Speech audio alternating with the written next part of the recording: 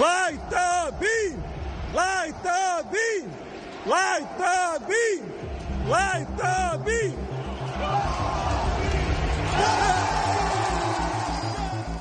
Oh, light the beam. Welcome into the first live Wednesday edition of the Sports Cave with Biggest Puma.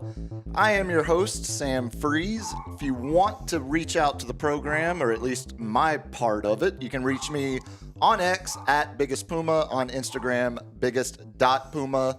And for my geriatric millennials, just find me on Facebook, search Sam Freas. As always, broadcasting live here in the greater San Antonio area where we find ourselves. I had era talk on my brain from pop era. We talked on Monday. I'm not used to doing 2 shows a day. Give me a break. You old mush mouth. We are 5 days away from what is shaping up to be an extremely, extremely important NBA draft lottery. But as always, I am joined by the Cap himself in the room here, along with LG running things in a. This is always the test in a room where I should be able to hear him. The dungeon. Hello. Hey! All right, there he is. I feel like even though we've been doing this for 6 weeks now on Mondays. Something about doing this for the first time on a Wednesday feels like we're doing it for the first time all over again. It's a little weird, right? It's a little weird. It's the middle of the week, man. It is. And there's so much going on. I will say this. It's shaping up to be a great week to start rolling out 2 shows. Because there is so much to talk about. There's so much to cover. Yesterday was beautiful.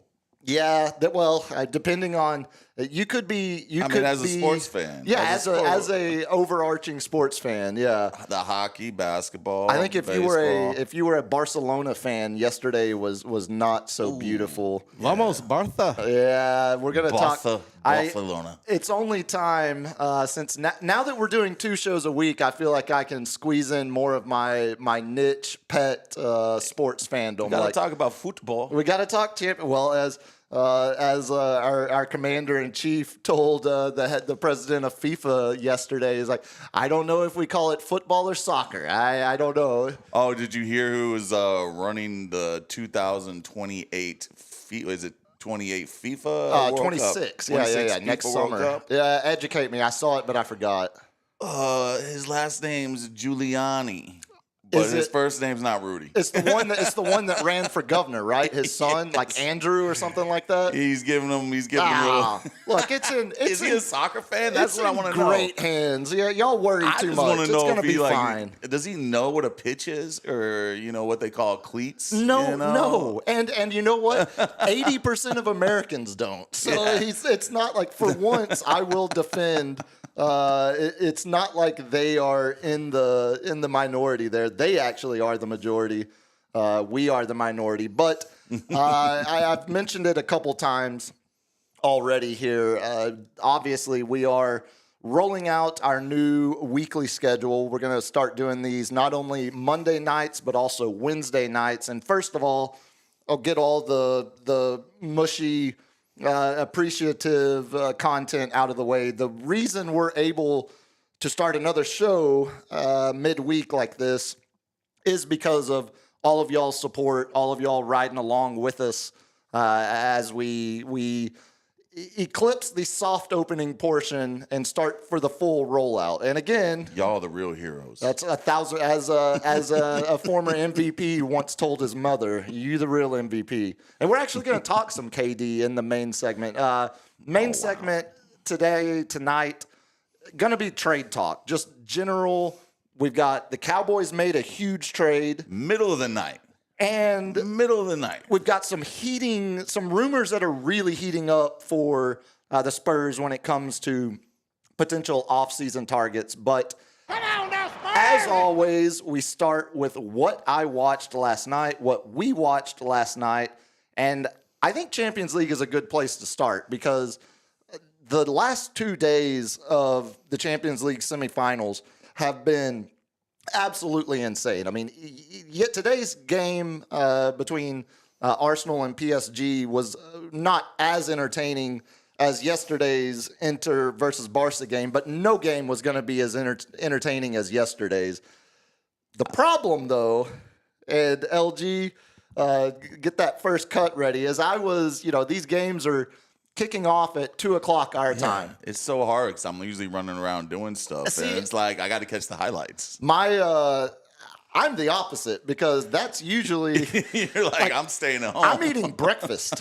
Most I live on that I roll out of bed around noonish and stay up till about 4 a.m. My big fur babies don't let me sleep in like that. They sit there and just pant in my face like.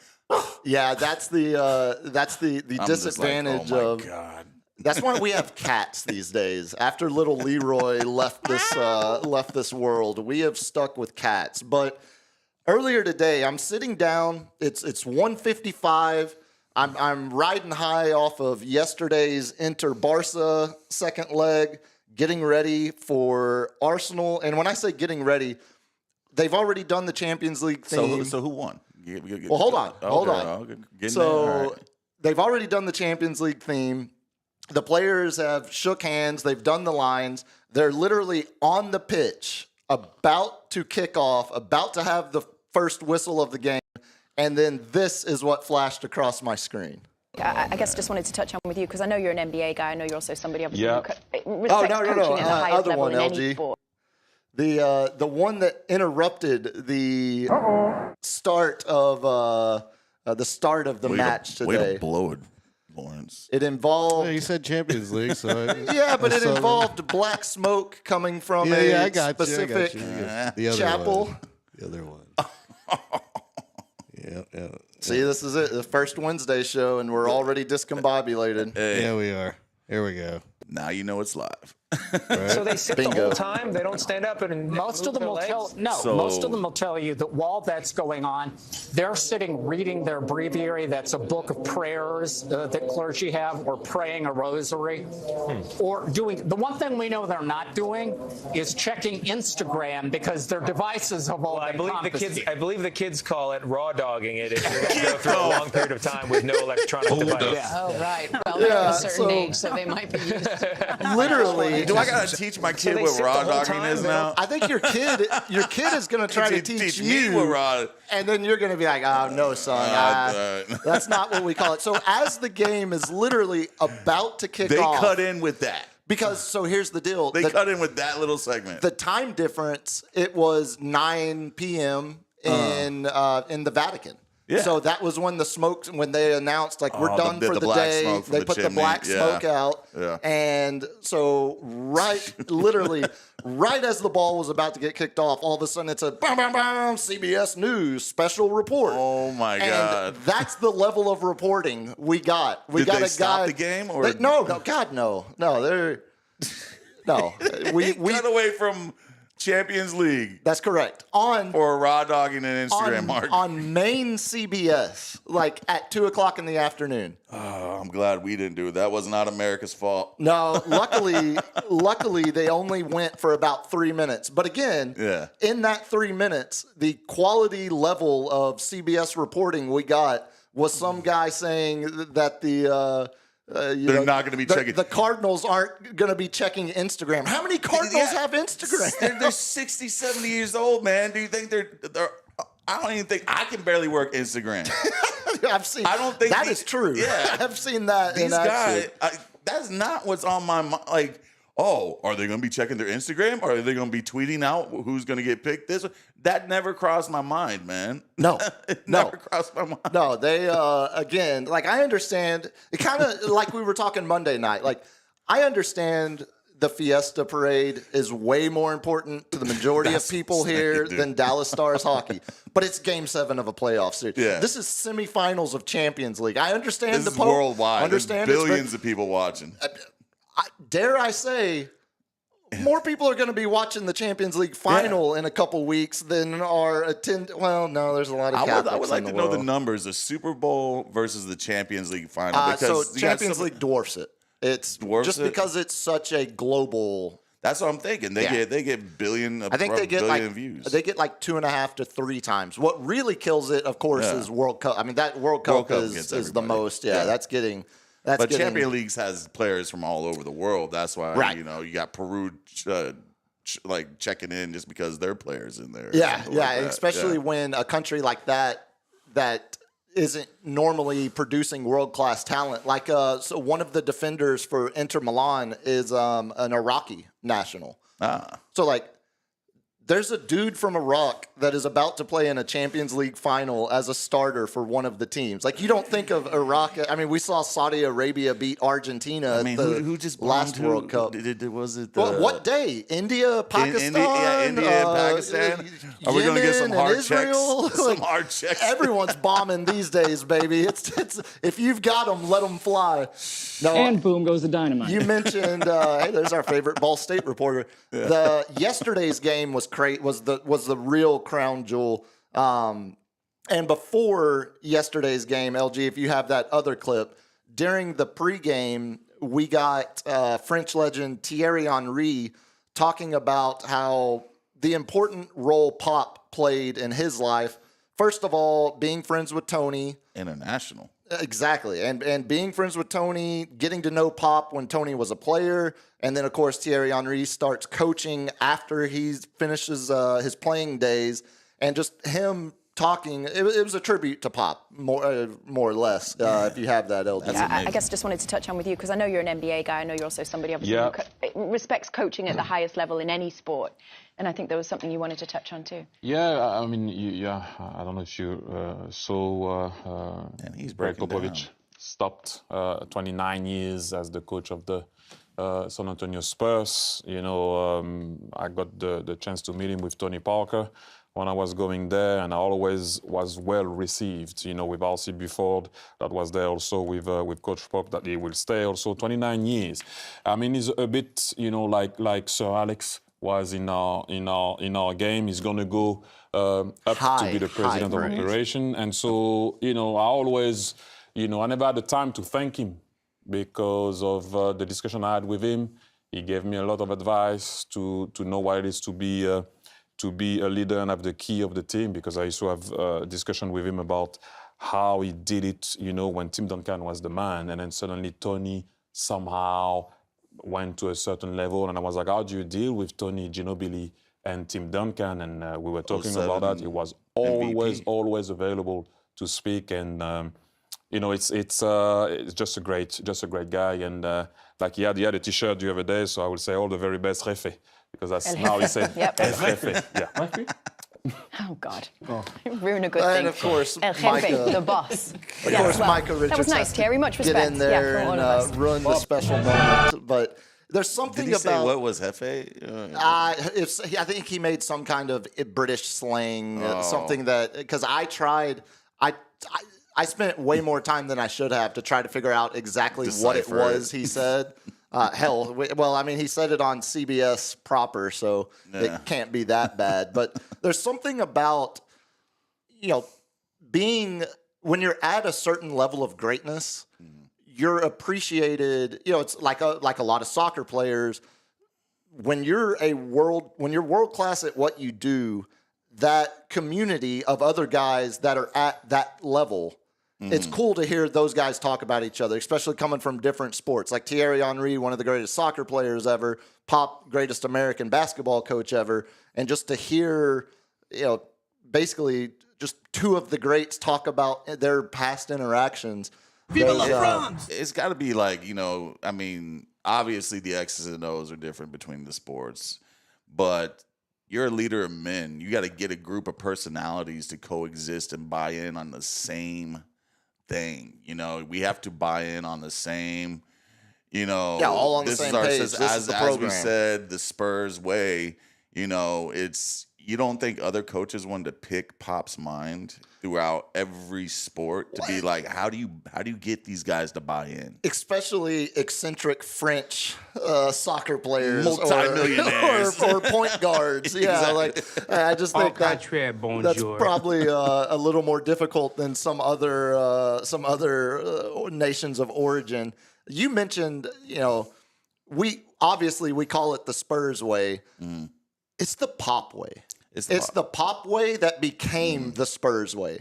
It started as the Pop way, and now it will forever be the Spurs way. Yeah. But without Pop, there is no Spurs way. I want some nasty. They don't.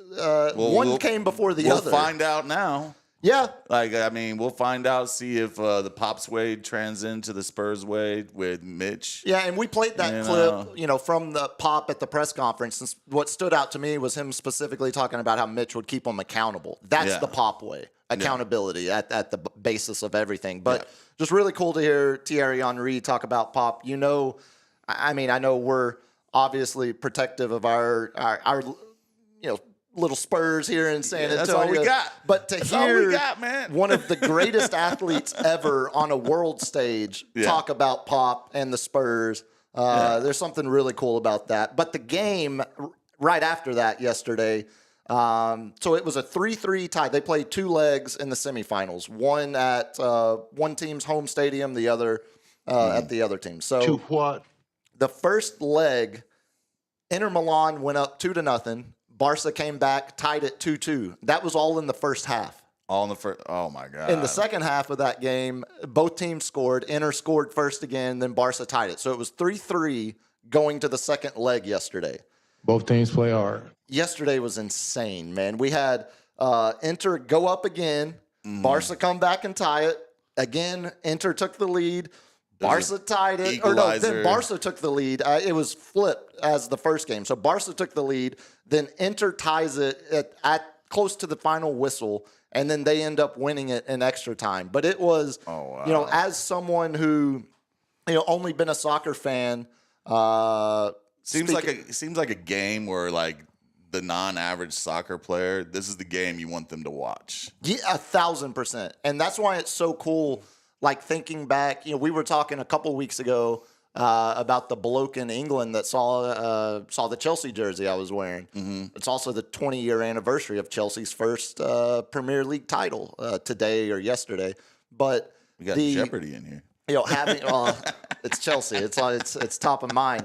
But the fact that if you had told me 20 years ago there would be Champions League semifinals being aired on big CBS, main CBS channel, on KENS 5 in the middle of the afternoon to an American audience, that was just so far off the sports landscape.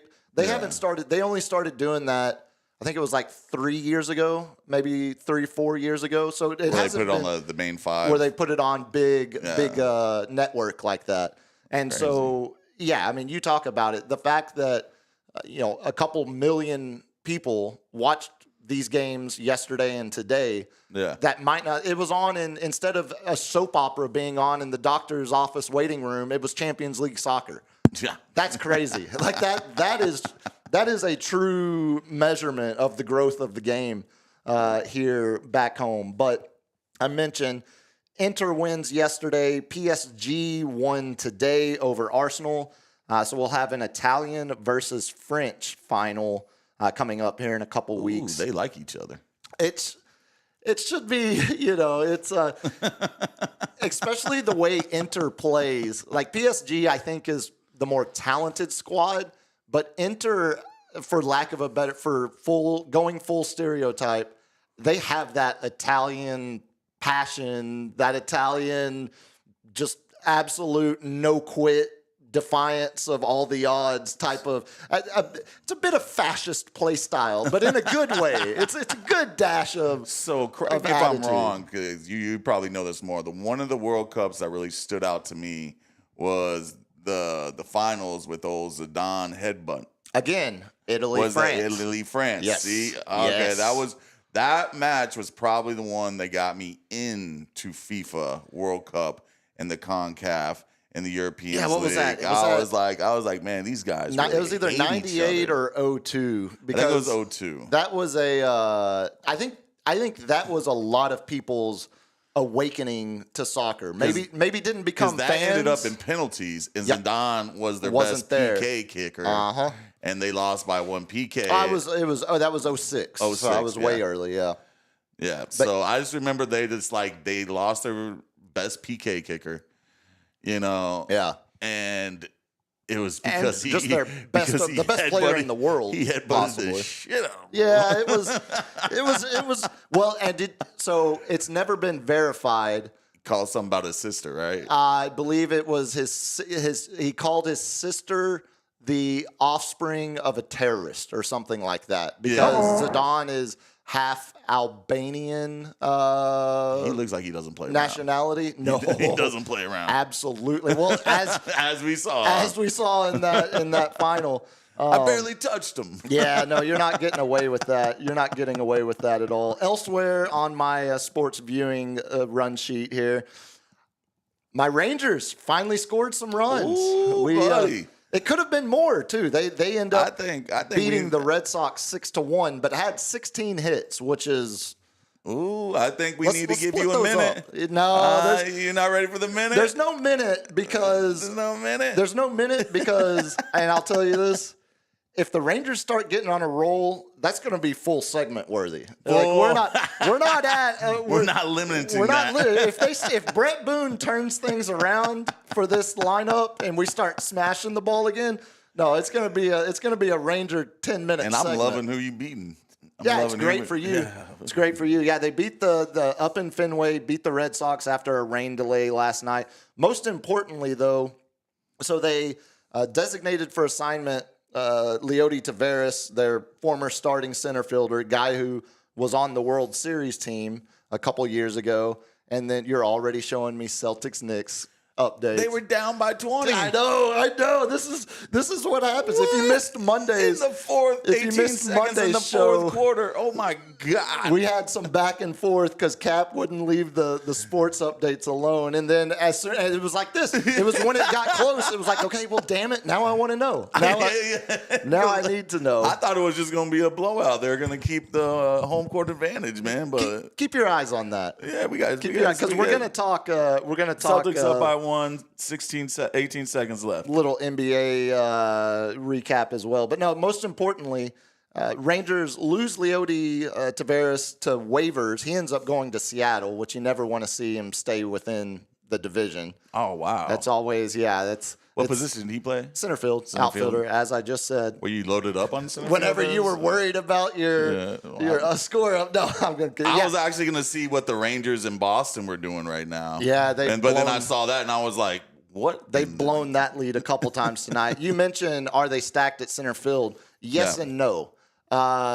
Yes, now that they called up Evan Carter, their former top prospect overall, the kid that made his major league debut the year of the World Series run. He's been battling back injuries and didn't put it together in spring training like they were hoping to see. But he's called up from AAA to replace Taveras, and they get 16 hits last night and win.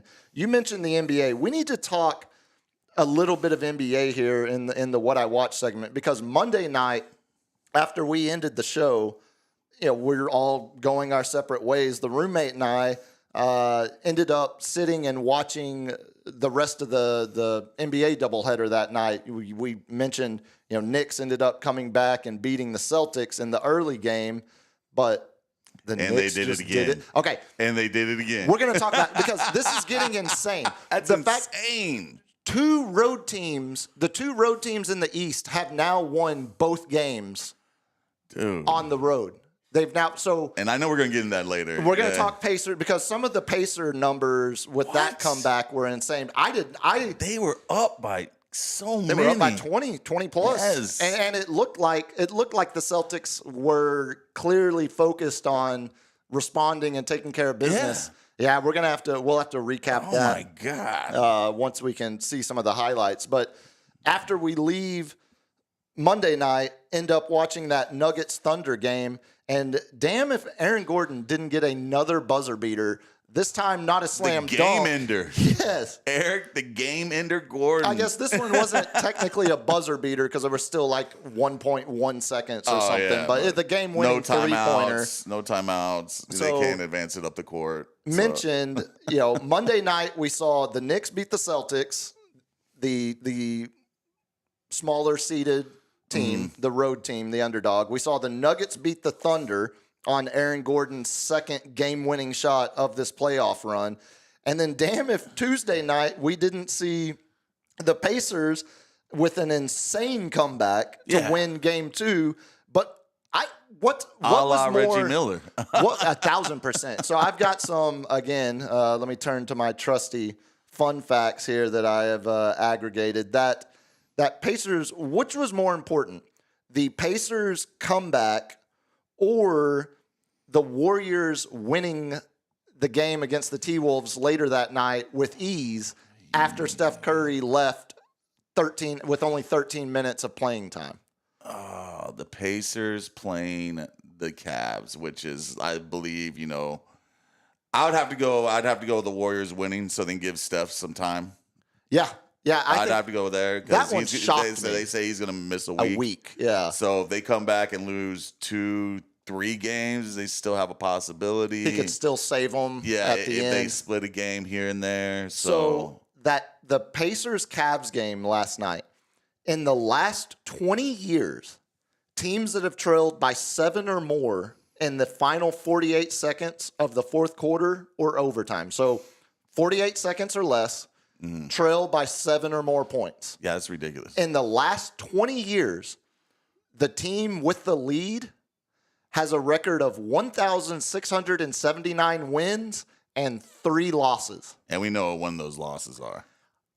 And Tracy McGrady. we know, well, there's one, and then we know the other 2 are the Pacers over the last 8 days.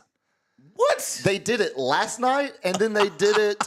They had done it against the Bucks in that opening series. Oh my So God! 2 of the 3 times that has ever happened, The clutch over the last 2 decades. Okay, you mentioned clutch, so I don't know how much y'all buy into or pay attention to, all of these player surveys they do at the end of the season. Oh yeah. So Tyrese Halliburton was voted by his peers, by fellow players, as the most overrated player in the NBA. Whoa. Okay. He's on a mission. So He's on a mission. Tyrese Halliburton this season, not just the playoffs, this whole season, he is 10 for 11. That's 91% shooting. He's 10 for 11 when taking a shot to tie or to take the lead in the final 90 seconds of a game this year. Whoa. He's 10 for 11. How is that overrated? He might be. He's the most clutch player Did they do this in the league. Did they vote this the beginning of the year? No, or is this the after it's year? the end of year. Well, I think you got a bunch of salty little players out there. I think you got a bunch of guys that just don't like Tyrese Halliburton personally. All those flavors, and y'all chose salt.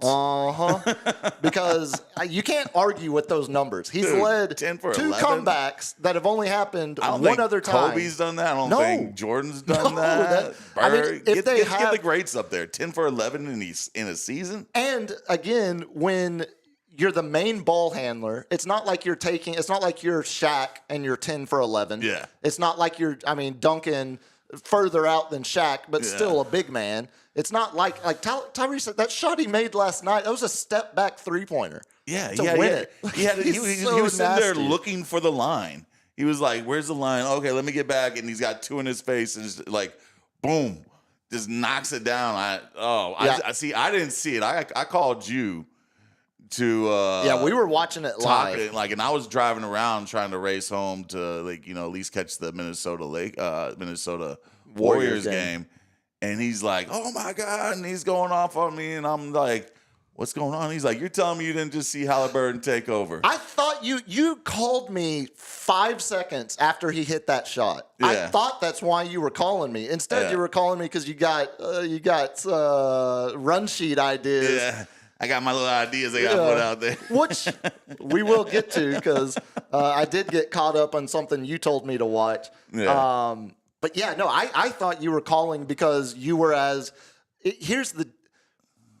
we've been talking about how these NBA and NHL playoffs have been great for the casual fan. Mm-hmm.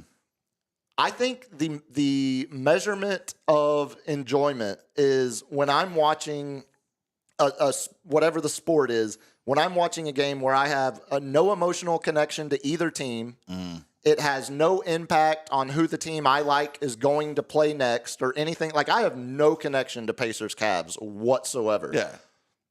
But why am I watching that? Because I like basketball. And it's just like, I'm going to watch it. But the casual fan, Buddy, if a game like that you have no connection to can get you to literally jump off of your couch and scream, as I did when Halliburton hit that shot, that's how you mentioned it. Yeah. It's been a great.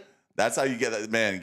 Game. It's been a great week for sports. That was the first games, right? That was the early, and then it was Warriors T-Wolves where Steph Curry leaves after 13 minutes. I'm sure the ratings for the Cavs and Pacers is going to go up on next game. I think there's no question about that because I think a lot of people were. If you look at all of the matchups, Knicks Celtics is way sexier than Cavs Pacers in the East. The history. Nuggets Thunder is sexier, at least because you have Jokic. Thunder were so good this year. Mm-hmm. Warriors T-Wolves, you've got Ant, you've got Steph, you've got Draymond, you've got some you had stuff. Draws. You had stuff.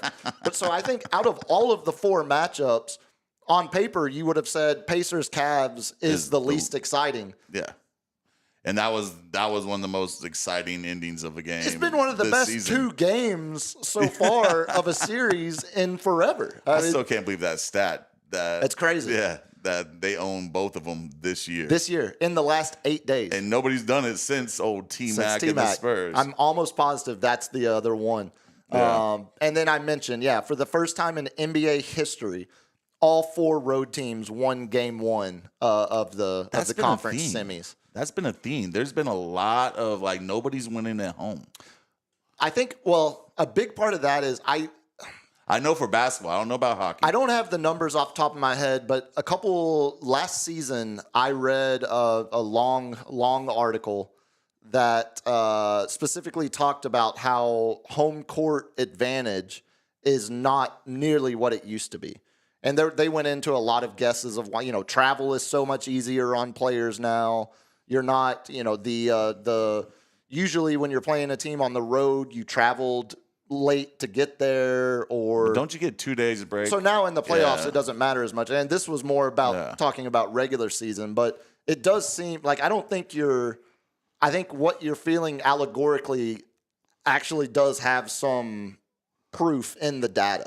Yeah. I think I'm wondering if I didn't mean to cut it out, but I'm wondering if because they're starting to do Spurs Rockets back to back. Yeah, they've gotten a little better about balancing the schedule. Back-to-back games of the same team, which I hate in the regular season because I don't want to see. I just saw you play them 2 nights ago. Unless they're good, unless it's a good game and there's some animosity, and then you're you can't wait for that second game. That's fair. That's fair, and I think I might have just stumbled into the realization I've been watching bad basketball from my favorite teams lately, where it's if I watch the Spurs get their teeth kicked in by the Thunder, I don't want to see them play them again 2 days later. Last season, in the first 7 games, the Spurs played the Rockets 3 times. That's right. Yeah. That's terrible. That's ridiculous. That's awful. That's terrible scheduling. Terrible. And the first 2 were home games for the Spurs, back to back. Oh, that's right. That's even weirder. Yeah, it was back. Yeah, it's the scheduling has been. You don't get to see the team in their later stage when they're peaking, later in the season because you already played them at the beginning of the season. You know what I mean? Well, and if it comes down to them 2 trying to get into the playoffs or play in, it takes that away. Yeah, and it's not only that, but it's also just natural rivals too. So you've already played one of your biggest rivals 3 times in the first week of the season. Yeah. You gotta if it had been Spurs Magic for 3 times to start the season, I wouldn't feel nearly as bad. The Houston Rockets, and that would have been everybody knew Houston was going to be good. You got Ime Udoka. If we're talking the beginning of the season, you have Ime versus Pop, Padawan versus the Master. Then you got at Wemby. We were supposed to be a play-in game. We were supposed to be a shoe-in for a play-in, trying to do for a playoff, and so was Houston.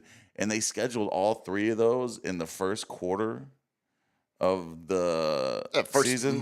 First week. Yeah, first 3 weeks. First 3 weeks. Yeah, that was horrible.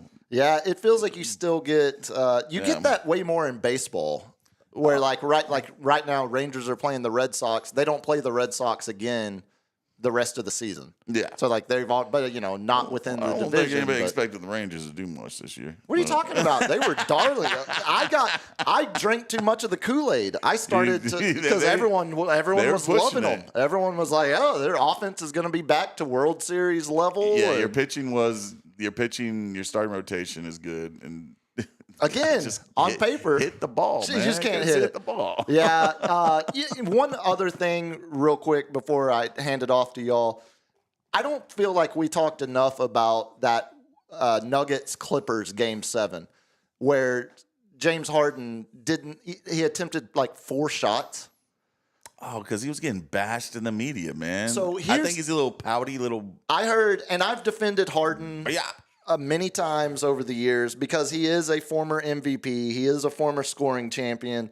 He is a guy that has an offensive skill set that few people that have ever played the game of basketball possess. He is a special player. He's like a Luka. He was back in the day Luka. Like, but he's a lot like Luka. He went to the free throw line 20 times. Well, he could get a shot off. He gets you in the air, and he couldn't play, and he wouldn't play defense. So the comp is pretty good, but. I heard, I can't remember who I heard say it, but James Harden has played in like 150 something playoff games. Oh yeah. In 50 of those, he has attempted 4 shots or less. How does that happen? In a third of James Harden's playoff games in his career. Are you talking about game winners? No, just in general. He's taken 4 shots or less in a third of his playoff games ever. How does that happen? Yeah, I know. Can he just not play double teamed? Like he does not like being double teamed, I guess. Look, I've defended Harden. I don't think so any guy many likes times. being double teamed, but no, I've defended Harden enough over the years that as soon as I heard that stat, that's crazy. Yeah, you can't of the defend games. That. And so 50 games. Yeah, 50 games. He shot it 4 times or less. There's somewhere, man. And again, going back to that Nuggets Clippers series, that was a Game 7, and you shot the ball 4 times. And you wonder why he's like journeyman. 1,000%. But it made me think. You mentioned the Rockets, and going back to the Harden on those Rockets years. If they had just made 1 3-pointer instead of missing what was like 27 straight or whatever it was in that one game. You're talking about the Ginobili block game? Not that one, or maybe it was that one. I think it was after that one. I think that was before. Does that count as a shot attempt? Yes, it does. It counts as a missed shot and a block. But besides all the sports viewing, it's been playing a lot of the new PGA golf game on PlayStation. Did Tiger take it back? Tiger's been back. Dude, I think this is his. It's worth getting back into. Golf games are one of those, like, I play golf maybe twice a year, maybe. I wish I played more, but I don't. Oh, my poor back, man. But video games. I love golf. I love it. Dude, when I was in college, we used to have apartment tournaments where it would end up, we were playing, like betting by the hole, like we were out on a real course. And that would end up that was how someone ended up paying for all the beer for the night. Man, but after I played it for about 2 or 3 months, I'm shooting 20 under. Yeah, that's a problem. So I'm wondering, so is it the same kind of? You can adjust I fired it up, and I've played all the games before it. It's the old golf club games, and I fired it up in the first round. I think I shot a 62. I was like 9 under. Yeah. So I had to immediately go in and adjust jack with some of the settings because it's not fun to just. I was shooting 20 under in a round. I was shooting like 50, a 51. Yeah, it's like it's Wii golf where everything's either a hole in one or a tap in. But no, I've been playing that. Would highly suggest if anybody. I think my gamer tag is like. I'll have to look it up. I'll tweet it out. We're gonna have to Twitch it out. Yeah, because we need. We're gonna start doing some Twitch streams here soon. I've been playing that and the new. Somehow MLB The Show still gets better and better every year. I don't know. I haven't played that for a long time. It is still, in my opinion, the best sports simulation game. Did the graphics get better? Oh, yeah. Okay, because I remember I stopped playing when the graphics just all of a sudden they were going up there, and then I remember Madden and MLB, and then all of a sudden it was just the MLB's graphics just tanked. Yeah, there was a bit of a crash and a plateau, but on PS5 they have been and now MLB's not just Sony.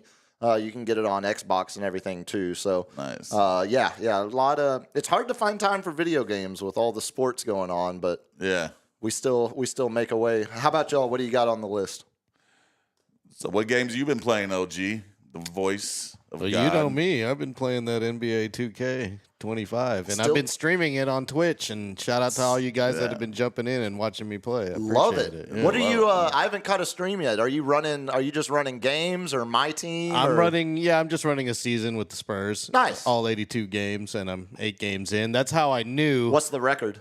I think I've lost 2 games. So far. Yeah, solid. So 6-2. That's how I knew that they played Houston 3 times in the first 3 weeks because I had just had to experience that in my season.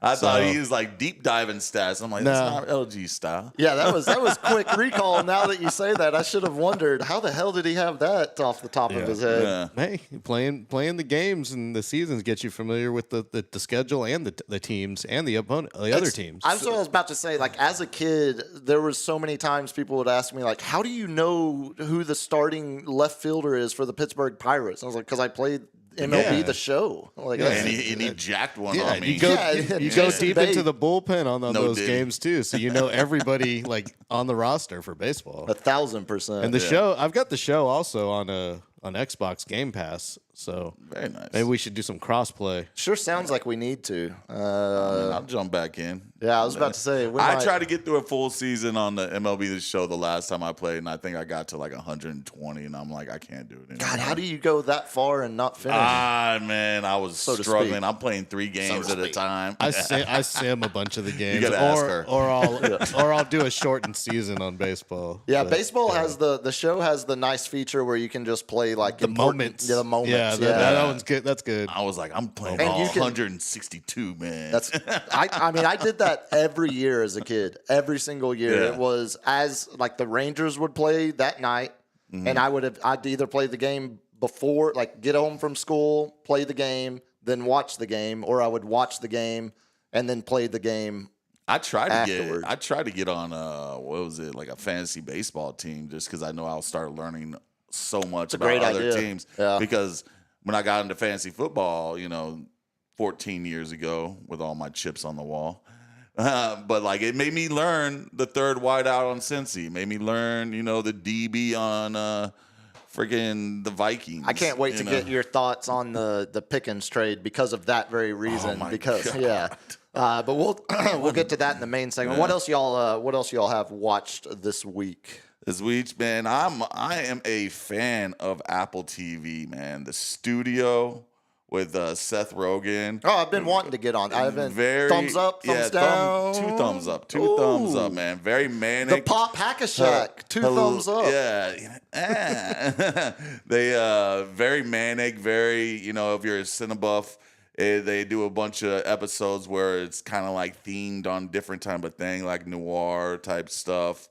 Leo Perry Mason style. Then you got there's just so much to unpack on each one, and it's like they really deep dive into the producer, director, actor. Yeah, it's more like like inside the actual process. It's like Entourage, but faster and not bro. I was about to say, I loved Entourage until one night I was watching it, and it was just like, what am I doing? Yeah. What am I doing? It's not like bro life, but it's definitely more. A little bit of bro life is good for you. It's healthy. Yeah. Too much is toxic. But I recommend that. And then you got John Hamm and Olivia Munn and the Friends and Neighbors. That you'll start learning about rich people and how ridiculous they buy stuff, like a Birkin bag. Like what the. Okay, I'm already out. You have to buy a bunch of stuff first to even have the option to buy the Birkin bag, which is the crown jewel for all these women, these little rich entitled women. But you're not eligible to buy it unless you sit there and buy all this other crap first. And I'm like, I would have never known that if this show did not teach me this. This feels exactly how I felt about like Succession.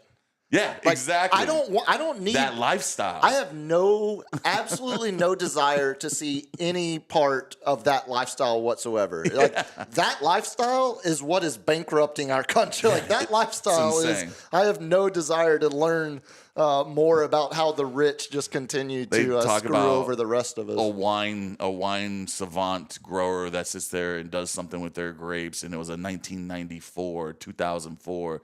And the bottle's $70,000. I'm like, and I bet it didn't taste that much different than Franzia. Yeah. If you put a box wine and that wine in front of me, I wouldn't know.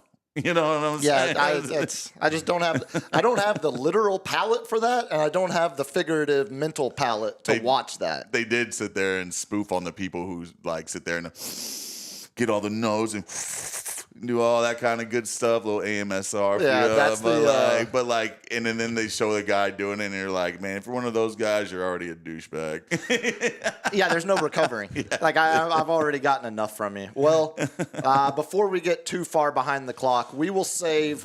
I know this is going to hurt some feelings, but we will save the exploding whale video from 1970. Ooh. We'll put that on the back burner. That's such a good one. Because we have got to get to the main segment tonight. Before we do, I want to remind y'all, if you're listening to the audio version of this show, absolutely appreciate it. It's really cool to see the numbers haven't been affected since we've started doing these live on YouTube. The downloads are still growing and getting bigger. I mean, we're talking since we started. The real MVPs out there. A month ago, I think the first one we did was April 1st or the last day of March, and each episode has continued to climb on the audio side. So if you are listening to the audio version here, still go to YouTube and give us a like on all these videos. Give us a subscription.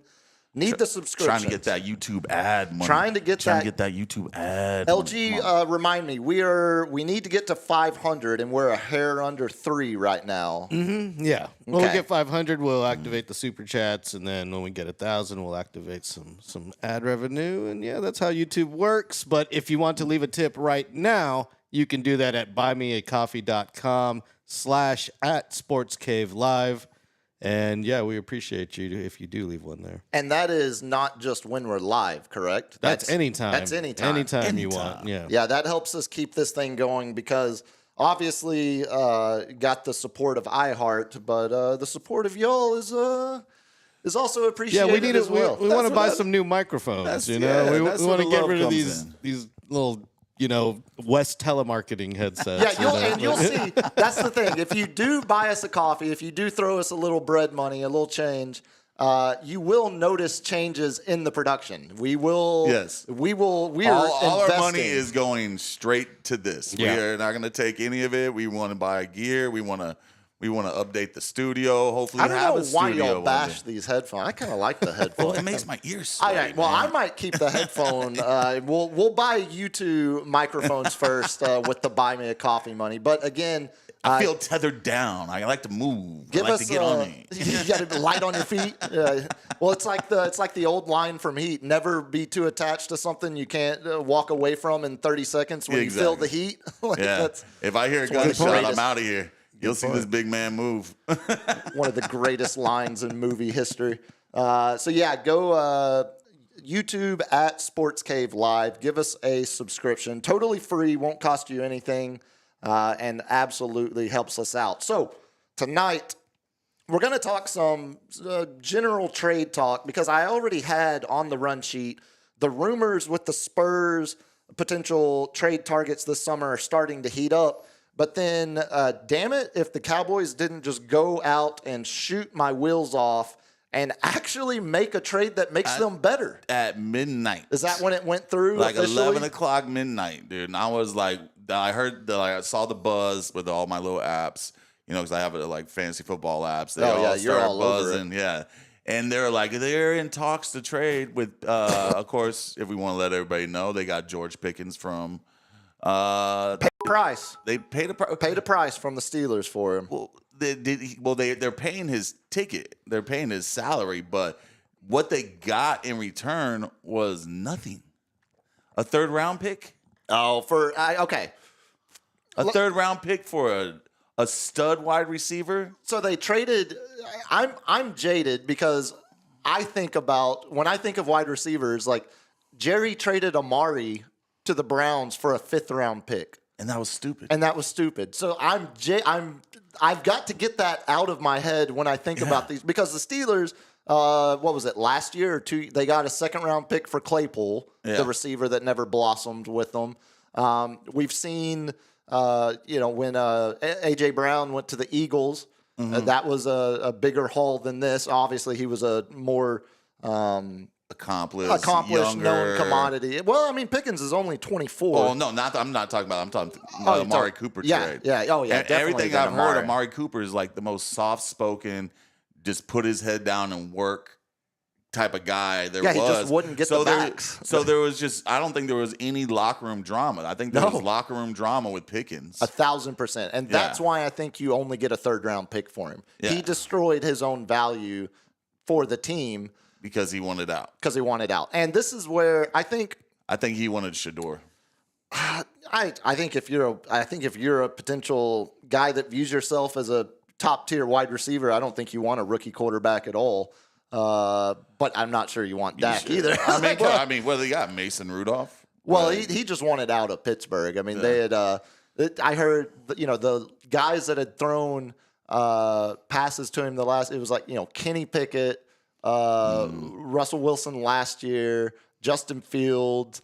It reminded me a lot of when the Browns had Gordon, the receiver from Baylor, who led the league in receiving one year when he was in Cleveland, and he had like 3 quarterbacks. Yeah, well, look, he would have been fine nowadays. It's not nearly as strict. But he probably still would have been fine. I really think that. You don't think that's an overpay? No, because no, that's not an overpay. I think that's an underpay. I think you could easily got a 2nd.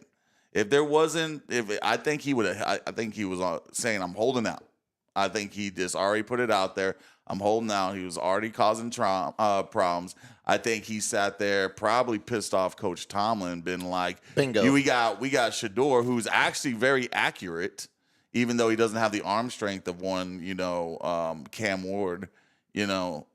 I got that right. Well, you're thinking, Cam Ward, but you're thinking Shador is Cleveland, not Pittsburgh. No, but that's what I'm saying. But Pittsburgh could have got Shador totally in the 4th round. Yeah. I think he's sitting there fuming every time he's slipping down. He's like, this guy's more accurate than the bums I got on the roster now. And I think he just straight up went in there and just started running his mouth, calling them all sorts. Pittsburgh's in a weird place because they make the trade for DK Metcalf at the beginning of the offseason. Mm-hmm. They don't invest in the quarterback position. They let Wilson and Fields both walk. So it feels like they're waiting for next year. They're waiting for next year, and they're locking up DK as their guy to pair with whoever they end up investing in next year. But that's still they wanted DK and Pickens, and then they wanted to sit there and get a quarterback for next year. Pickens didn't want to wait. Yeah. It's hard to argue with. You talk about the Spurs way. You got the Steelers way too. Exactly, and that's where when you mention if you get cross with Tomlin, you're out of there the next day. You don't even have 24 hours left. And that's with what the I'm thinking. The midnight trade. I think something happened that day. That wouldn't surprise me if we learned that here in the next 48 hours. But let me convince you that it's an overpay. Let me try to convince you. Okay? Hit me. So Pickens is in need of a new contract. Mm-hmm. You're not going to get him at a discount. He's going to ask for a premium. So he's probably looking for $40 a year. Easy. Yeah, maybe not. Somewhere in that 2nd-tier receiver money, not the market-setting guy. But I think he's not going to get a CD deal, but he's going to get. I think the Ayuk. I think he's sitting there looking at Ayuk. That's a good comp. Ayuk got $40 a year. Yeah, God, he did, didn't he? He did. I forgot. I think Pickens, with Washington. I think Pickens looked at that. Or not Washington. Debo in Washington. I think Pickens looked at that and was like, "I'm better than Ayuk. you're not. Hey, I don't think so. I don't think so. You're younger, maybe, but okay. So you're gonna have to pay him immediately after this season. So you're not getting a guy that is locked up. You're gonna immediately have to shell out money to re-sign him. It's a guy that you saw last year him rip Jordan Lewis's face mask, rip his helmet off when the Cowboys played the Steelers. You've seen how much of a menace this guy can be to one of the most well-run organizations in all of professional sports. He's a wild card.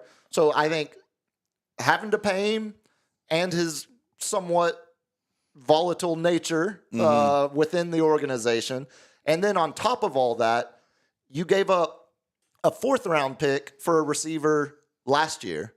So you didn't have a 4th-round pick in this draft. You've now given up a 3rd-round pick in next year's draft. You also give up a 5th-round pick in the 2027 draft. Yeah. And you do get the Steelers' 6th-round pick back, but that's just to balance the trade. So you're convincing me a little bit. It's just it's a risk. Giving up a 3rd-round pick is a risk. It might not be an overpay, but it's a massive, massive risk. I think we might see the Steelers go under 500 for the first time in Tomlin's career. Very much so, and that's just so they can get that quarterback, which makes that 3rd-round pick a little bit more valuable because you're going to get that 3rd-round pick at the top of the draft instead of in the middle where they've been stuck in purgatory forever. Well, that would be but you're only getting their 6th-round pick back. They're getting the Cowboys' 3rd-round pick. Yeah.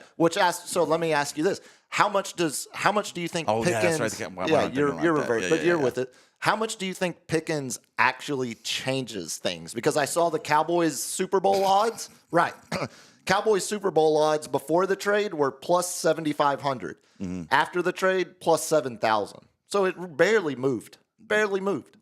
I mean, because your defense is still trash. And who knows? Well, that's very low percentage. We're going to talk a lot about that in the fall. I can already see it. But when Vegas tells you that addition doesn't move their line a whole lot, they know better than anybody. Yeah. They know better than anybody how much he makes a team better, and they say, He's not the best route runner. He can do it. He can make amazing catches and throw him up the ball, but like CeeDee Lamb laps him on route running. And that's actually, to talk myself back into the trade, that's why I love it. So Pickens had the most catches of 20 yards or more where the ball was in the air for 20 yards or more. He tied with Justin Jefferson last year. So you think he's going to be the over the top? He's what Michael Gallup was supposed to be. He's supposed to be that 6'3", over the top, complimentary receiver. He plays taller than he is because with the amazing hands and the amazing. Yeah, he's listed 6'3". He plays like he's 6'5". He plays like Claypool but Claypool played like he was 6'1". Claypool will have 4 good games. Yeah, that was it. So I think if you're talking the complement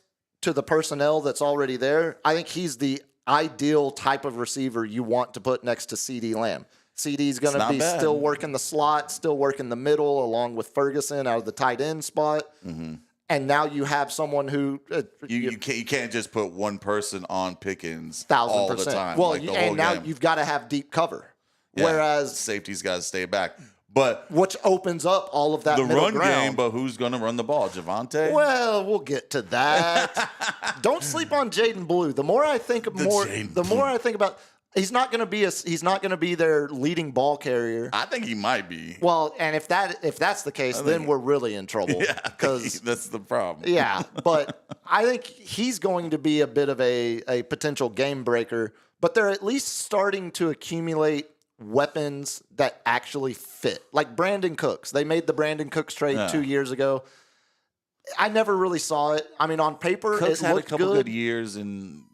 But there's a reason he played on 7 teams. Yeah. There's a reason I might not. I think it was only 5 or 6. But I mean, when a receiver gets passed around that much, even when they have 1,000-yard seasons, it kind of tells you what the organizations think of him, and they see him day to day. I think Pickens and the 1-2 of CD and Pickens, I think you can put up there with anyone else in the league right now. of 1-2 punch when it comes to receivers. I think they're easily in the top 10. Easily top 10. You could talk me into top 5. Not top 3 or anything. I've seen a bunch of people run them as Cowboys now have the best 1-2 punch. It was like, no, let's not get crazy. I still, whenever we talk the top 1-2 receivers, I still put the quarterback in that conversation. Well, Dak. And if let's talk about Dak, because he's the elephant in the room in this deal. Here we go. Mobility not there anymore. It's not good, and that's why they invest in offensive line in the draft. Yes. That's why they now have given him a deep option. His if he's getting rushed, he has never been there. It's actually he's one of the most accurate quarterbacks in the entire league. He checks down. But the accuracy, you want to talk about Brock Purdy, the accuracy's number down. There. You talk about guys that are putting it consistently in the catching window more than any quarterback. Dak is always in those top 5 rankings. When you talk about deep balls, Dak is always in the top 3 in the league in deep ball accuracy, which again fits perfectly with Pickens, so to speak. So Dak has his massive faults and limitations. Don't get me wrong. This accuracy. So I'm gonna poke a hole through your accuracy. Please go for it. Is they've been down and they give and when they're down 3 scores and they got 5 minutes left, what does the defense do? Soft coverage, give you the middle of the field, and that pads his accuracy by at least, in my opinion, 6 to 7 points. I don't disagree, but I also think when you watch the games, it's good for fantasy. I don't watch Dak and think accuracy is his number 1 issue. At this point, I don't see that as what is holding the Cowboys back. I don't see it as his number 1 strength, though. No doubt. Yeah. And to be honest, I think his number 1 strength has changed significantly with all the injuries. He's not nearly what – you go back to Dak last year at Mississippi State, Dak first year with the Cowboys when he won 13 games. Mm-hmm. He is a completely different quarterback at this point in his career physically. And I think that's where some of the evolution, whether you want to admit it or not, at you being the metaphorical Cowboy fan or NFL fan, I think if Dak was the quarterback for the Rams or the Seahawks or the Saints, I don't think we would think of him nearly the same way. I would like to know his stats on his quick throws. How Tua gets the ball. Tua gets the ball out of his hand. Dak holds it way too long now. Way too long. Because he's still at times he playing still like he can move that pocket. He still thinks he can move that pocket. Exactly. Dude. It's but all of that, everything we just said, absolutely being true.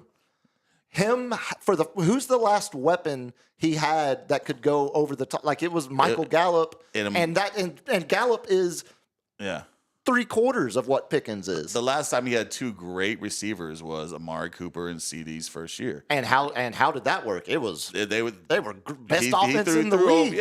Threw over 5,000 They were the number yards. 1 offense with Kellen Moore, offensive coordinator, now head coach of the Saints. So I think it's easy to. They definitely got put in a better situation. No, and that's where I think the Dak conversation now. You're out of excuses, dude. If Pickens comes in, has his head on straight, and is a solid complementary 1A receiver to CD. But who's going to be in his ear to keep him straight? Well, the rookie QB that's supposed to be an intern, basically. Jerry's going to keep him in line. Oh, okay, time out. CD, and that's Dak. Hold on, the Jerry thing. How soon we forget. Who kept Des Bryant in line? Tony. It wasn't Tony. Nobody kept it was really. Jerry. It was Jerry telling Des, "You got to get rid of the monkey. You got you got to stop going to the mall." That was lucid Jerry. Yeah, that was a different Jerry, no doubt. But I'm not as sold. We see this all the time in the NFL, where a guy is disgruntled but has immense talent. Gets a change of scenery, and in more sports than anywhere else, I think the NFL, you see these guys all of a sudden rebound to what they should be, what they sometimes were. When you get onto the new team, new thing, you get the whole new mentality. Also, but then if things start falling apart, where we are in Dallas, exactly, we are in Dallas. When things start falling apart, old behavior starts coming back again. I think it could. I think the pressure and the environment of what it means to be a Dallas Cowboy. Pickens seems like a guy that is either absolutely built for that, wants it, all the spotlight. I'm a diva receiver. Give me all the attention that being a Dallas Cowboy gets, or it's the opposite of the I'm not getting enough touches. The offense isn't to my liking. I'm not going to re-sign here. And that's going to drawn out contract extensions. It could. I think it's that's going to be explosively good or bad. I think he's going from a number 1 receiver to being the number 2 receiver. Yep. Let's see how he handles that in the atmosphere of Dallas. Yeah. These are all valid concerns. I see it playing out one way. If you're the Cowboys, though, you make that. And I'm here for it. If you're the Cowboys, I'm here for it. You take that risk. Yeah. I mean, for a 3rd rounder. Exactly. Yeah, you take the risk. Again. Yeah. If they had gotten him for a 4th and a 5th. Yeah. And didn't get the 6th round pick in return, I would be over the moon about this trade. Like I would feel a lot differently. You're trading a pick in the first 100 picks of next year's draft. Yeah. Pickens better be here 5 years and producing 11 to 1,300 yards a season. Because if not, you just gave away. That's a tall order. You just gave away a top 100 pick in the draft for him. Yeah, and like next 3rd round year, picks are extremely valuable, man. I wonder how especially deep, if this thing goes tits up.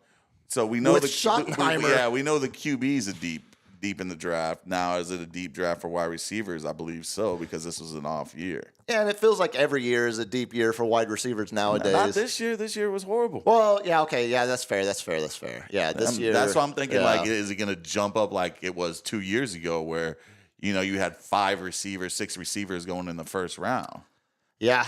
No, you could. This could be a trade where we say this sets the Cowboys back for 5 years. Yeah. It could be a guy that is a huge part of winning the division a couple times over the next 5 years. But I think if you're the Cowboys, you had to do it. Yeah. Because I like the pick. Yeah. Ugh. Yeah, I know. Bear with me. Ugh, man, I hate when I had to agree with the Cowboys.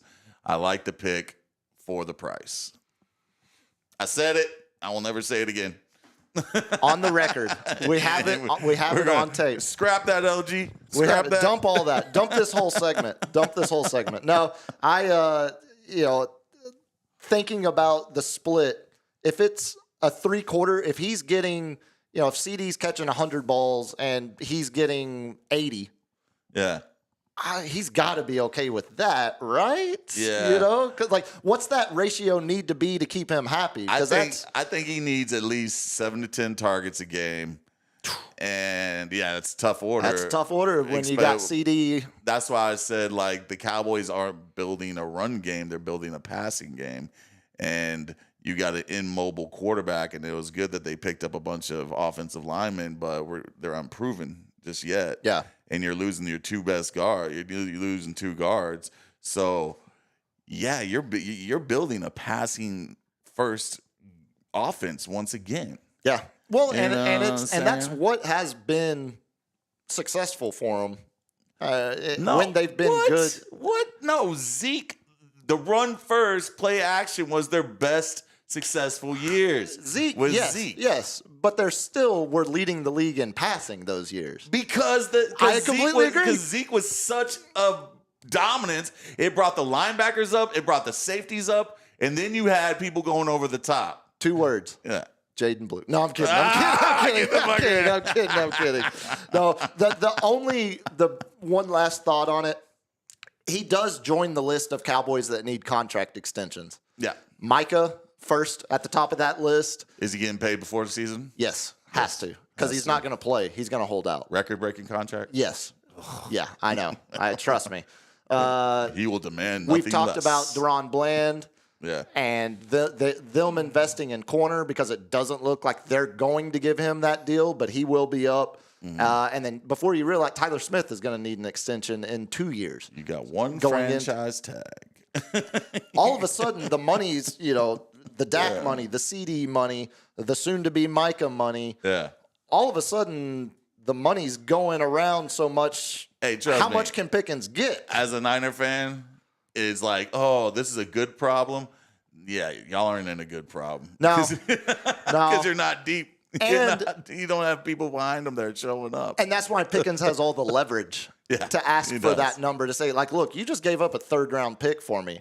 But I know you want to pay me. This is what it's going to take. If they don't pay him, he's also great trade bait. Yeah. They can get a 3rd-round back for him. Well, no, at that point, he'd be out of contract.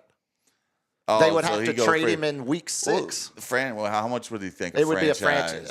That would be around like a $40 million franchise. Well, no, it's the average of the top 5, so I think it would be closer. You got Ayuk 40. God, everyone. There's 5 over 40 now, right? 5 over 40, or at least right there, close to it. Yeah. Maybe you could get it down to like 38, but it's going to be somewhere close. Yeah. I think that's a very realistic outcome. So I think Bland would get the franchise tag if they can get the deals done with obviously Micah, but then Pickens maybe as well. Put Micah as a linebacker. Well, the NFLPA is not playing that game. They quickly remind teams. What position guys actually play. Yeah. And then other side of the trade talk we have here locally, the rumors for the Spurs actually swinging for a big name. Oh. You're starting to see reputable reporters attach the Spurs name to, not just one guy. You're seeing it from multiple outlets. So obviously, I think Giannis is the most appealing.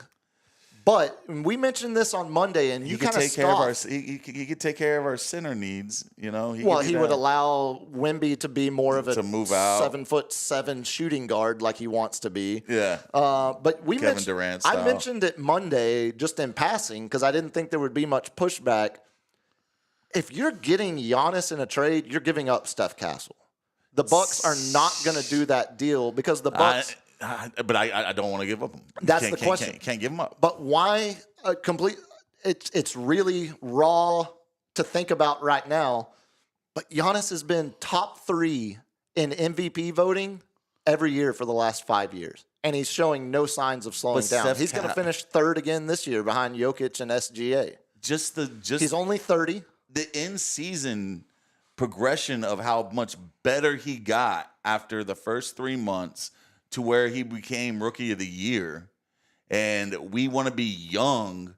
There's no way but we 30's give up. Not old. For a big man, 30's old. Yeah, and for the physical nature and the explosiveness that Giannis plays with, I hear that to a certain extent, but I also think, no offense to Steph Castle, if you're talking about potentially getting the 2nd or 3rd best basketball player on the face of earth, everyone but Wemby has to be thought about at least. Everybody but, and then you got Fox. I get, and the commitment to Fox long term, because your 3 for the next 6 years. Because Steph would be Castle's a natural point, right? He can play. Shooting. He played point a lot high school growing up, and then played off ball UConn, and then got put back on the ball more, and then obviously Spurs used him more on ball, but. Your big 3, if you gave up Castle in any potential Giannis deal, Wemby, Giannis, De'Aaron Fox. Yeah. That's pretty good, man. That's pretty good. And if you're stopping yourself from getting Giannis because you want to keep Steph Castle, so then you're looking Wemby, Fox, Castle, and whoever you get with that first pick in the draft You're this telling year. me we can't throw him Keldon, we can't throw him. Not enough, man. Not for that level. So Champagny. Here's where I agree with you, though. Come on. Because the other name that the Spurs are most associated with as of right now is KD. I would not even consider touching Steph Castle in a KD trade. That would be insane. Hell no. That would be stupid. 37-year-old I don't want to KD, consider. no. I don't want to consider getting KD at all. It's too much. We're talking about the Spurs way. It's too loud. Too loud. Hear me out. All the attention. CP3 was loud and all the attention and came in. But he was about his business. What do you KD is a straight assassin on the court. he's one of the most gifted basketball players and ever. He's passionate, loves the game like a Spur. But he gets in his head. Played at UT. Yeah, well, he gets in his head. He's still a millennial. If things aren't going his way, he's still a millennial. Exactly. We don't that's not the Spurs way. We don't want the millennial type of thing. Okay, let me ask you this though: if it was Keldon and the second of the first round picks, and then filler, but you kept obviously Fox, Wemby, you kept Steph Castle, you even kept Vassell. This trade wouldn't work because the money doesn't match up. I'm just trying to get your where are you comfortable at any level with the KD trade, or are we just fully writing that off? We got 26 picks in the next 4 years, man. Can't we just throw them 20 picks? Yeah, that would be the basis of it. Because the Suns also, they can't take money or anything because KD's contract is so not huge. KD, for Giannis. Oh, for Giannis. Well, I told you I want you're nothing giving to that do. too. You're giving up. So here's the next part of my question. We get Cooper Flag.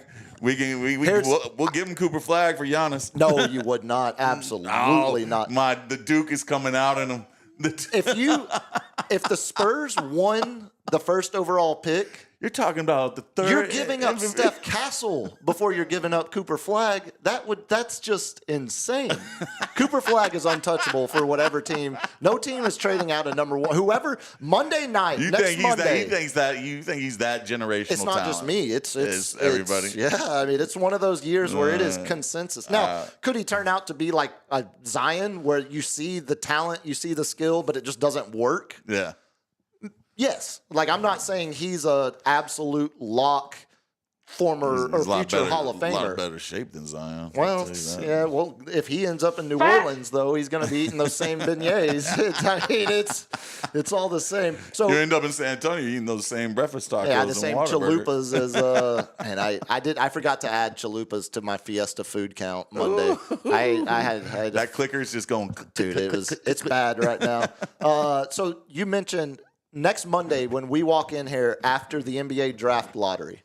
Yeah. We're going to know exactly where the Spurs are picking. I think we'll know if a trade happens. Not yet. Well, I think I think the draft lottery will start to show up. I always forget that. But it'll show a path. It's 2 months. It's 2 months. It's after the finals. But it will start showing a path to what teams might want to move up or down. Oh, yeah. Phone calls will be made. Phone calls will be made. So my question is, I think if the Spurs get the number one pick, there's no one you're trading that pick for. I don't think there's going to be anyone. You get Cooper. You would take Cooper Flag over trading that pick for Giannis. Yeah.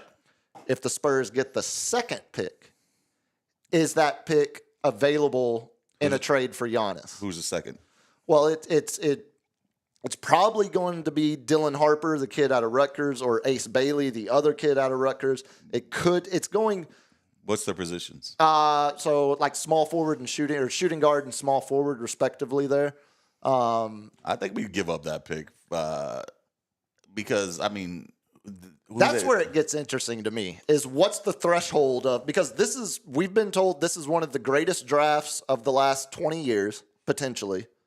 So in this draft, the fourth overall pick is kind of like a number one overall pick in a weak draft or a number two overall pick in an average draft. Yeah. So you got to kind of move the measuring stick a little bit, because if the Spurs got the second pick in the draft, you're mortgaging. You still have to pick who you think is the second best player in this draft. You still are relying on your scouting, which the Spurs are fine with that. But you could always trade the pick to where the second best for one team is not the second best for another team. For sure, for what they need. So we would just be trading the pick and be like, get your best. Right. Yeah. Exactly. Between the group of 5, 6, 7 people, that are going to be clumped up in there besides Cooper. Exactly. That second tier. And it's about, depending on who you read, who you trust in scouting, it seems like the consensus is Cooper Flag 1, Dylan Harper 2, and then there's a group of about 4 guys that are going to go some combination between 3rd and 6th. Okay. So that's kind of where a little bit of the unpredictability. But again, if VJ Edgecombe, the kid from Baylor, went second, I wouldn't bat an eye. I think he might be the best potential. He could go second. He could go sixth. Yeah.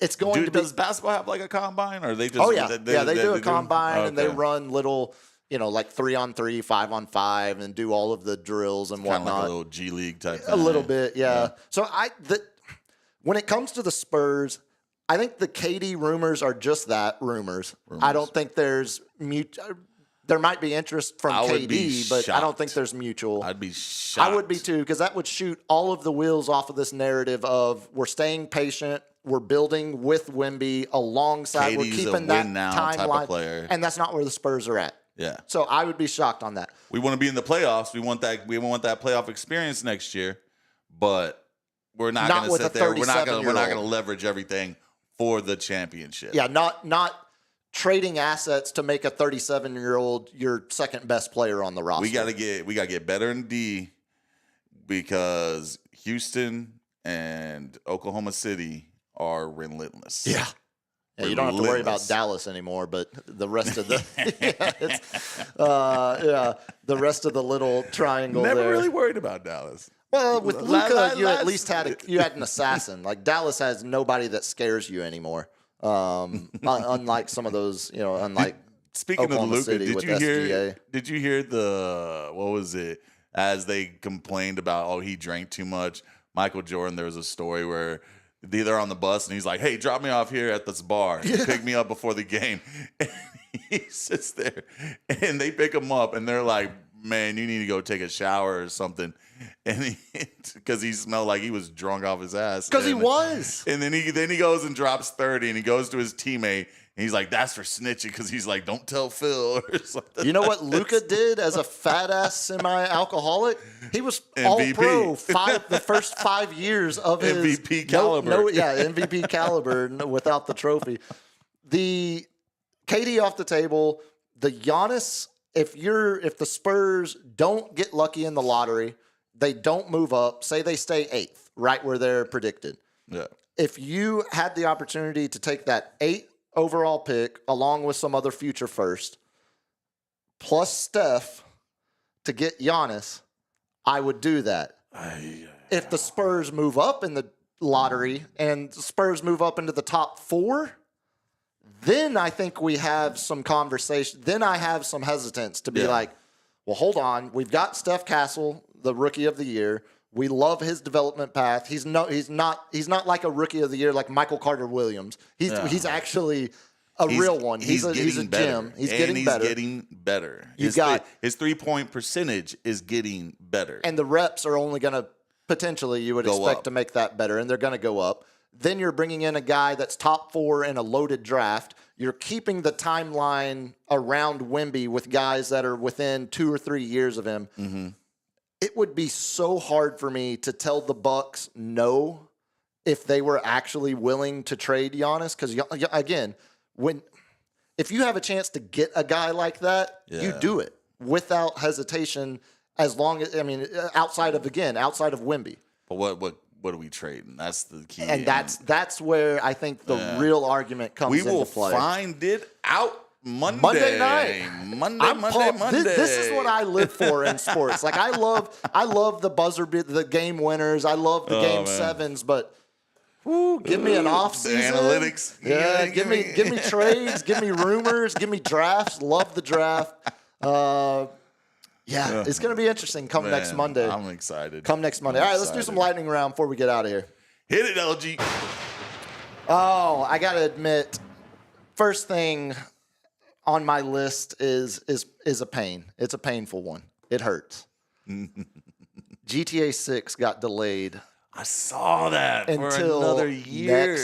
This month, next year. It's going to end up coming out May 26th. That's the only game that's bringing me back for sure. Yeah. No, it's another one of these yay boo situations. Boo, the game got delayed. Yay, at least we got the second trailer. And the second trailer, oh my God. So where's it? Are they taking place in Miami? We're bringing it back to Vice City. Exactly. Back to VCPD. Yes. Florida man. And dude, so we're talking something that's Rockstar has added to their games in the last few years with Red Dead Redemption 2 and now GTA Online. Yeah.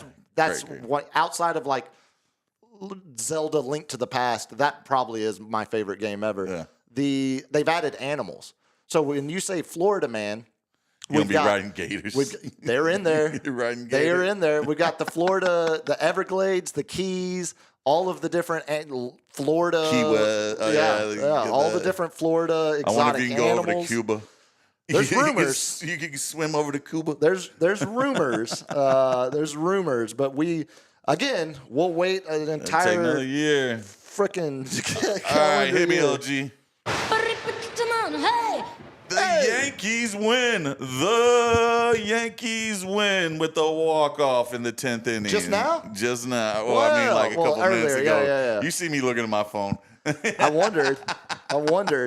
Yeah, so we had a walk-off, so we took 2 out of 3 from the Padres.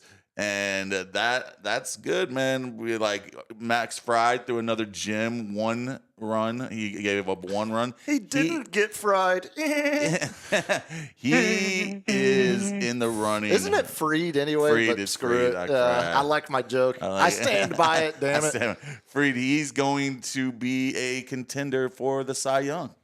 Again. Which makes me wish we had our Cy Young. And then I'd be like, guess what, Dodgers? You get the double bird. I would say, just like y'all's Cy Young Award winner who's sidelined, let's not be giving awards out to starting pitchers a month into the season. These dudes are going to pop tendons and be out for, it's early, man. Yeah, we haven't even gotten to 100-degree weather yet. First off, don't ever say pop tendons around me. Hey, now. All right, hit it, LG. Subject. Give me an interstitial. Mentioned GTA 6. You mentioned taking place in Vice City. Something else that took place in Vice City, but the real Miami this past weekend, the Miami Grand Prix was Formula One back on American soil. And was it bad weather? It was rainy. It's Miami. It's Florida. The Formula One, there's now 3 races, 3 Grand Prix in the U.S. The first one was Austin, COTA, the awesome track. One of the drivers' favorite tracks all year. Wow. They love it. It's a proper race. We have a world-class... I love how you use the word proper. It's a proper racetrack. We have world-class facilities sitting in a cow pasture out in the hill country. It's insane. I love how they fly in the yachts. Yeah, of course, yeah. Oh, yeah, they're riding the yachts up the Brazos to go all the way to Waco. No, so that track is awesome. It's the most attended Formula One event every year of any race. Wow. It's amazing. It's great. I guess you can just sail your yacht over there. The other of the 3 American Grand Prix, Vegas. So you get Vegas. They race right. They shut the strip down. They race right down the strip. It looks amazing. It's a great display of How much American money do you think is in there at one time? It's our Monaco. It's like it's the literally like Monaco. You're racing past the Casino Royale. Yeah, Vegas. It's like a you're video racing game. down the strip. It's a video game. 1,000%. Oh my god. Miami. Not so much, buddy. Not so much. The track is literally just the parking lot outside of Hard Rock Stadium. It's the failed Hard Rock. At the Miami Dolphins football stadium. It's a city circuit track that just goes around the NFL stadium. It is so janky. You have Miami. You have the classic ocean strip right there. You could do so many cool things in that city with palm Formula trees, have it go right down across the bay. Exactly. You know what I'm saying? Anything better than just you're literally driving. You're driving through the parking lot where some Dolphins fan is throwing up pre-gaming for a Dolphins Chiefs game. You got all the Miami bikini girls on the sideline. Anything. I mean, there's so much. It's Miami, man. You could do anything. That is all right. Hit me. I don't know if LG pulled up any picks, but I watched something amazing about our minor league teams. Yes. Okay. So sweet John Oliver, man. It is amazing that some of these guys have pulled up on their minor league. As we know, San Antonio's got the Flying Chanclas. But I was surprised he didn't include that one. I was waiting for it. Yeah, I was they waiting just missed for it. it. But you got the trash pandas. I want that shirt. That's so spectacular. Bad. It was the rocket trash pandas. The rocket. So it's a raccoon in a like rocket ship that's made out of a trash can, a garbage can. And then they had because they have to do promotions to get them in. They put toilet seats down to where you can sit on a toilet seat. Minor league bits are the best. Yeah, they're the best, dude. So you sit on the toilet seat, and you got the one guy who's like, I wish I could have used it. So the guy he is speaking of, if you missed it, it was a segment in the most recent episode of Last Week Tonight with John Oliver.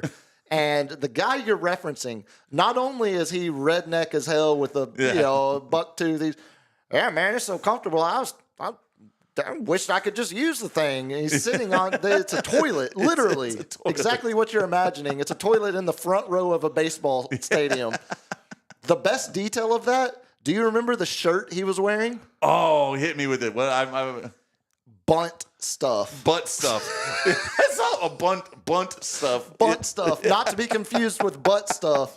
Yeah, okay, so another one of those that you mentioned, another one of the teams, it was a minor league team in Oregon. Yeah. And they, for one of their games, like the Missions do the Flying Chanclas, they were the Exploding Whales. The Exploding Whales. And that is the video we'll play it next week. Next week. So you got the mariachi ones. Yeah, that was a good one. Where like I forget the word, but it was a slang for jerk off. Yeah, it was known for mariachi. Like Jackito or something like that. I'm sorry, that was a terrible butchering. Hit me on the thing if you know. But it was slang for jerking off. And they said they went around to all the Mexicans that they knew, I guess. I don't know. Yeah, because it was in L.A. And they even went to the mariachi bands, and they're like, this is great. We love it.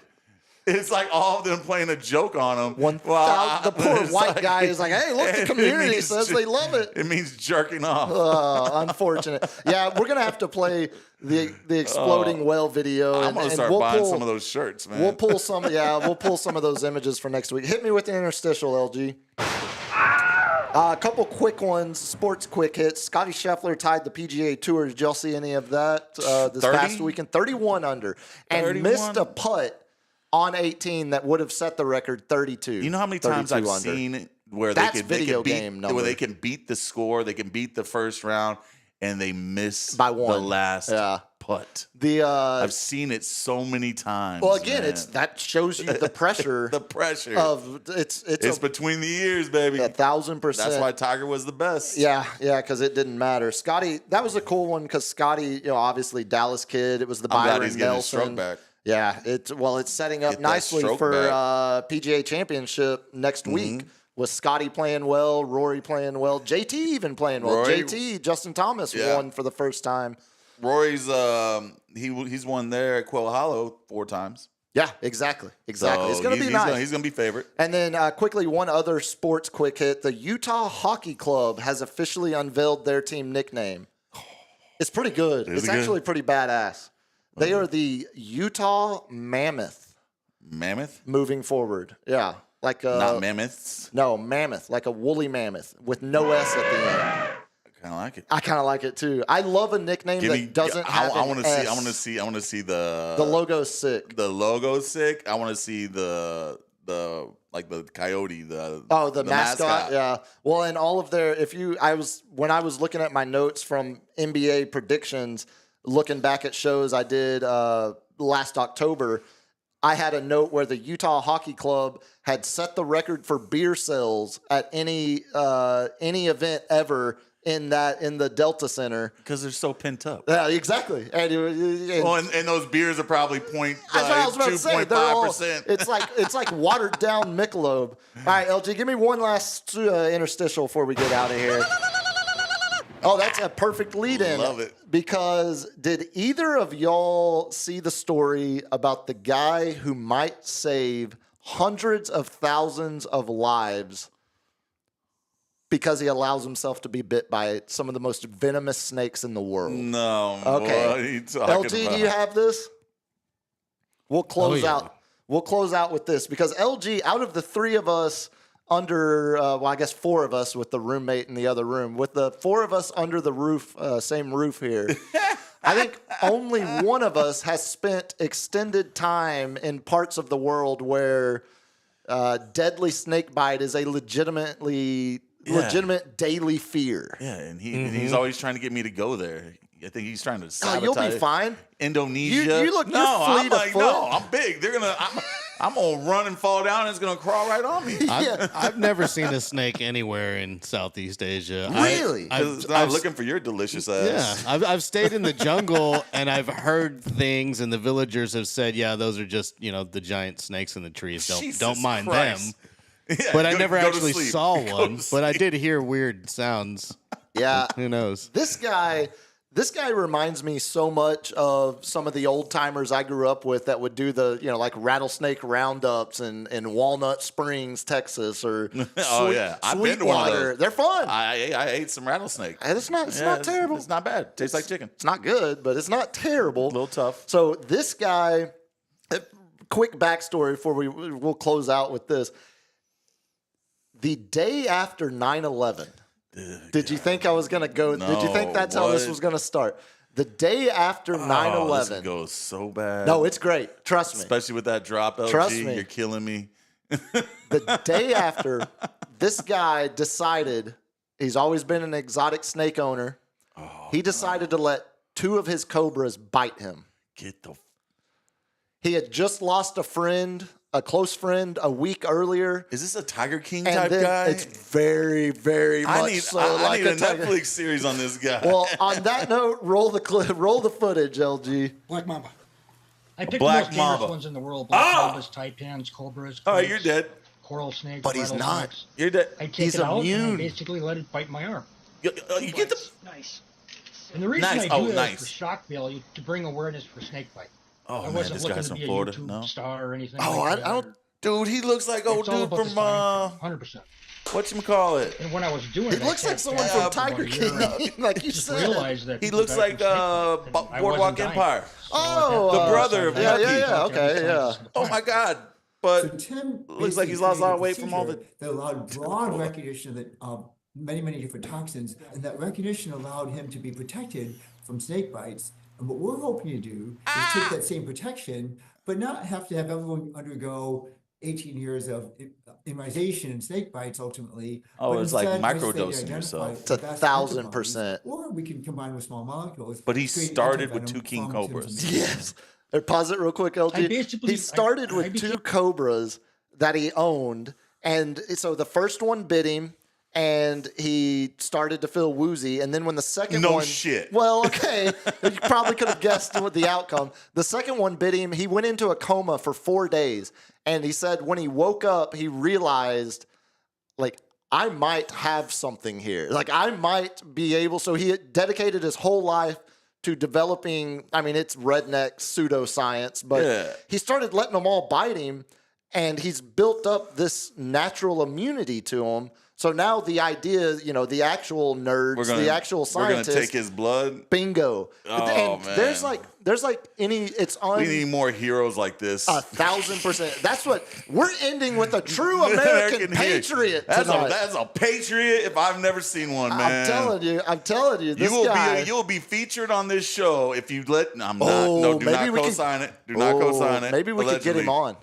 Ooh. He's too hot right now. He's way too hot. Yeah, he's on. He's going to be on Good Morning LG, America. You spice up the way we look online. I think we can get him. I can sell him. So I'll sell him. Yeah, I was about to say. Yeah, you kind of look like a snake guy. Nah, I don't fuck with snakes. If you told me it was like I got a 8 foot long. You think I got a snake at the house? I got an 8 foot long boa constrictor in my. I don't know how to take that. You think I got reptiles in the house? I don't know, man. No, man. You at least go to like Reptile Con.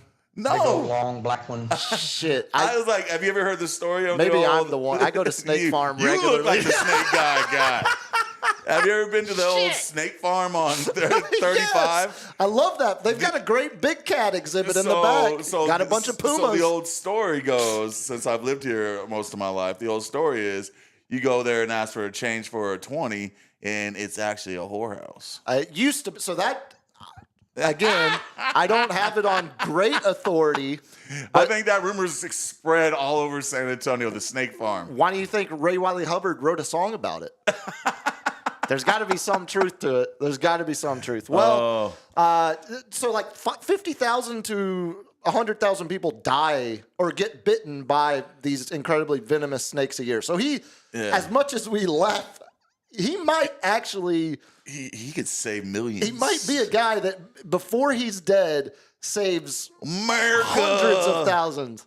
F yeah. There it is. I appreciate the censorship. Well, our maiden Wednesday night voyage has come to a close. I have got to rush out of here. We got to watch some Stars Jets playoff hockey. Game 1 tonight. What do we see? Oh, I saw on they're down by 2. You bastard. Oh, on that note, appreciate all of y'all. Thanks everybody in the chat, man. Riding along. We will be back, maybe a surprise weekend drop with the roommate. You hear that, roommate? Oh, maybe. Get her on. But if nothing else, we will see y'all back live Monday night. Till then, peace. Enjoy the sports. See ya. Yankees win.